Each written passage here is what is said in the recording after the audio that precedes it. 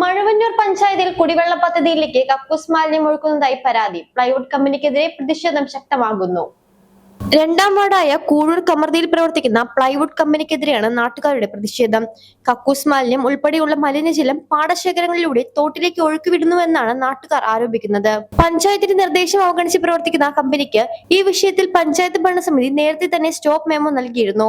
എന്നാൽ നിയമ നടപടികളെ കാറ്റിൽ പറത്തി കമ്പനി പ്രവർത്തനം തുടരുകയാണെന്ന് LDF BJP 2020 പാർട്ടി നേതാക്കൾ ആരോപിച്ചു. കമ്പനിയുടെ മലിനമായ പരിസരങ്ങളുടെയും കമ്പനി തോട്ടിലേക്ക് മലിനജലം ഒഴുക്കുന്നതിന്റെയും ദൃശ്യങ്ങൾ സോഷ്യൽ മീഡിയയിൽ പ്രചരിച്ചതോടെ പ്രദേശവാസികൾ ആശങ്കയിലായിരിക്കുകയാണ്.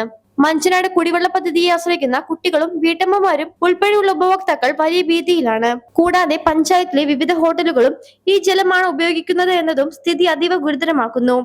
നേരത്തെ ഷിഗല്ല ഉൾപ്പെടെയുള്ള പകർച്ചവ്യാധികൾ റിപ്പോർട്ട് ചെയ്ത പഞ്ചായത്താണ് മഴവന്നൂർ. ഈ സാഹചര്യത്തിൽ മലിനജലം കുടിവെള്ളമായി ഉപയോഗിക്കുന്നത് വലിയ ആരോഗ്യ പ്രശ്നങ്ങൾക്ക് കാരണമാകുമെന്ന് നാട്ടുകാർ ചൂണ്ടിക്കാട്ടി. വസ്തുതകളുടെ നിജസ്ഥിതി പരിശോധിക്കണമെന്നും ജലത്തിന്റെ ഗുണനിലവാരം ഉറപ്പാക്കാൻ ആരോഗ്യവകുപ്പ് അടിയന്തരമായി ഇടപെടണമെന്നുമാണ് നാട്ടുകാരുടെ ആവശ്യം. News bureau, Kolenchery.